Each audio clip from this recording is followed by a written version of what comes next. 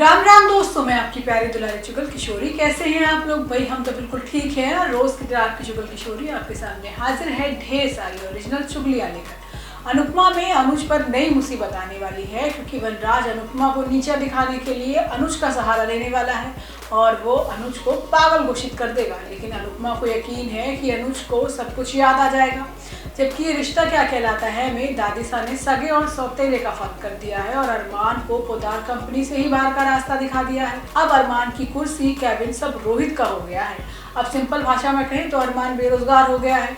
जबकि गुमे किसी के प्यार में सही की जिद की वजह से रजत और सभी को शादी करनी पड़ेगी। अब ये तो थी मोटा मोटी जानकारी, लेकिन पूरी जानकारी के लिए रोज की तरह आपको हमारा शो देखना होगा। तो चलिए बिना देरी के पहले अनुपमा के सेट पर चलते हैं और जानते हैं कि आज के एपिसोड में आपको क्या खास देखने को मिलेगा। अनुपमा में फिलहाल सब कुछ अनुपमा और अनुज के इर्द गिर्द घूम रहा है। अनुपमा को उम्मीद है कि अनुज ठीक हो जाएगा, जबकि वनराज अनुज के पागलपन का फायदा उठाएगा। वो जानबूझकर अनुज को सलाह देगा कि अनुपमा उसकी बर्बादी की वजह है, सो उससे दूर रहे। लेकिन आज उल्टा अनुज वनराज और तोशु की कुटाई करने वाला है। आज होता ये है कि अनुज आशा भवन में शांति से चीजों को समझ रहा है। उसे बीच बीच में कुछ याद भी आ रहा है, लेकिन वो चीजों को पूरी तरह से समझ नहीं पा रहा। अब इसी बीच अनुज पेन से कुछ लिखने की कोशिश करता है, लेकिन लिख नहीं पाता।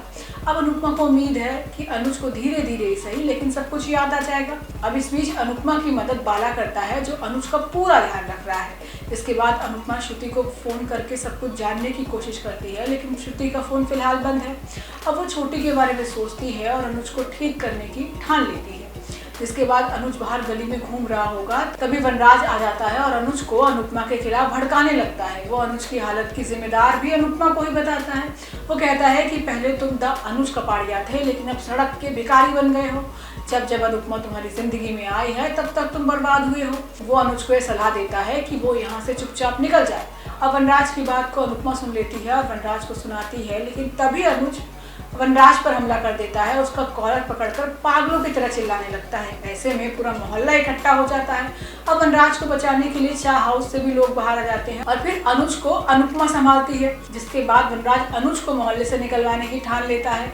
अब शाह हाउस में भी तोशु, डिम्पी, बा और पाखी मिलकर अनुज को पागल घोषित कर देते हैं और उसके खिलाफ शिकायत भी करने की सोचते हैं, लेकिन सिर्फ अकेली किंजल अनुज का बराबर साथ देती है। लेकिन आगे आने वाले एपिसोड में छोटी की मौत का खुलासा होने वाला है, जिसे सुनकर अनुपमा भी परेशान हो जाएगी। जबकि ये रिश्ता क्या कहलाता है में रोहित की वापसी के बाद सारा फोकस बदल गया है और रोहित की वापस आने से पोदार परिवार बिल्कुल प्रेशर कुकर बन गया है। फिलहाल तो शो में विद्या ने भी अरमान का साथ छोड़ दिया है और अपने सगे बेटे रोहित को तवज्जो देनी शुरू कर दी है, क्योंकि वो फिलहाल अभी ठीक स्थिति में नहीं है और अभीरा अरमान को संभाल रही है। लेकिन आज आप देखेंगे कि रूही रोहित की नफरत नहीं झेल पा रही है और वो अकेले में रोती है। लेकिन दादीसा आकर रूही को समझाती है कि अब बुरे कर्म किए हैं तो कड़वा फल तो खाना होगा। अब दादीसा कहती है कि अब कर्मों को सुधारने का समय आ गया है और जिंदगी को बैलेंस करना सीखो। अब गलतियों को भूल कर गलती सुधारने पर ध्यान दो। जबकि दूसरी तरफ अरमान घर से बिना कुछ खाए पिए भूखा निकलकर अभीरा के पास पहुंच गया है, जहां अभीरा अरमान को अपने हाथों से खाना खिलाती है, फिर दफ्तर भेज देती है। लेकिन अरमान के जाने के तुरंत बाद ही अभीरा के पास रोहित पहुंच जाता है, जो घड़ी लेने के लिए आया है। अब अभीरा रोहित से सवाल करती है कि जब अरमान से रिश्ता ही नहीं रखना तो घड़ी का क्या करोगे।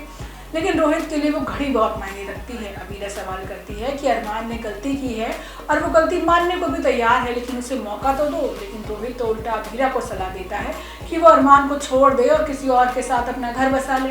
लेकिन अभीरा कहती है कि वो सिर्फ अरमान से प्यार करती है और किसी से नहीं। वहीं दूसरी तरफ अरमान को बड़ा झटका लगने वाला है, क्योंकि दादीसा ने अपना असली रंग दिखाते हुए सगे पोते यानी रोहित को पोदार फर्म का मालिक बना दिया है। मतलब अरमान से उसका कैबिन, केस सब कुछ छीन कर दादीसा ने रोहित को दे दिया है। इतना ही नहीं, ऑफिस में अरमान के बैठने तक के लिए जगह नहीं है। लेकिन अरमान को चिंता सता रही है कि रोहित इतना काम कैसे संभालेगा। अब ये चाल दादीसा फूफा सा की है। संजय पहले से ही प्लान बना रहा था कि अरमान को निकालने का इससे अच्छा मौका नहीं मिलेगा। अरमान के जाने के बाद रोहित और मनोज तो केस लड़ ही नहीं पाएंगे, तो सारी कंपनी उसी की होगी। लेकिन आगे आने वाले एपिसोड में कबड्डी मैच होने वाला है और अभीरा दोनों भाइयों को मिलाने के लिए एक साथ खेलने पर मजबूर कर देगी। अब देखना होगा कबड्डी का मैच दोनों भाइयों को पास ला भी पाएगा या नहीं। जबकि गुमे किसी के प्यार में पति पत्नी वाला खेल चल रहा है। अब रजत बार बार सभी को उसकी पत्नी बनने के लिए फोर्स कर रहा है और सभी भी रजत की पत्नी बनने को तैयार है। लेकिन दोनों के बीच की नोक-झोंक भी सबको बहुत पसंद आ रही है। लेकिन आज आप देखेंगे कि सभी, रजत और सई एक साथ शॉपिंग मॉल में शॉपिंग करने के लिए गए हैं, जहां पर सभी सई को घड़ी दिलाने की कोशिश करती है।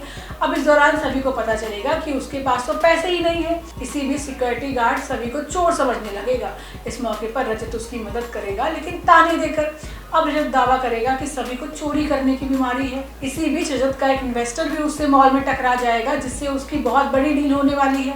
अब वो इन्वेस्टर सभी को रजत की पत्नी समझने लगता है और रजत के पास सभी के सामने गिड़गिड़ाने के अलावा कोई चारा नहीं है। अब अपनी बड़ी डील को बचाने के लिए रजत सभी से उसकी पत्नी बनने का नाटक करने के लिए कहेगा, लेकिन ये नाटक लंबा चलने वाला है और जल्द ही ये नाटक सच भी होने वाला है, क्योंकि आगे आने वाले एपिसोड में सई जिद करना शुरू कर देगी और वो सभी को अपनी माँ बनाना चाहेगी।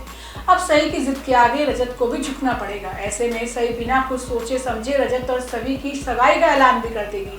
ऐसे में ना चाहते हुए अपनी नाक बचाने के लिए सभी और रजत को दोनों को एक साथ शादी करने का नाटक करना पड़ेगा, लेकिन ये नाटक की शादी असल में होने वाली है। तो दोस्तों, ये तो थी आज के तीनों सीरियल की पूरी जानकारी। आपको हमारा शो कैसा लगा हमें लाइक कमेंट करके जरूर बताइएगा, और अगर आपने हमारे चैनल को सब्सक्राइब नहीं किया है तो याद से वो भी कर लीजिएगा। हम आपसे फिर मिलने आएंगे इसी समय पर नई जानकारी के साथ। राम राम।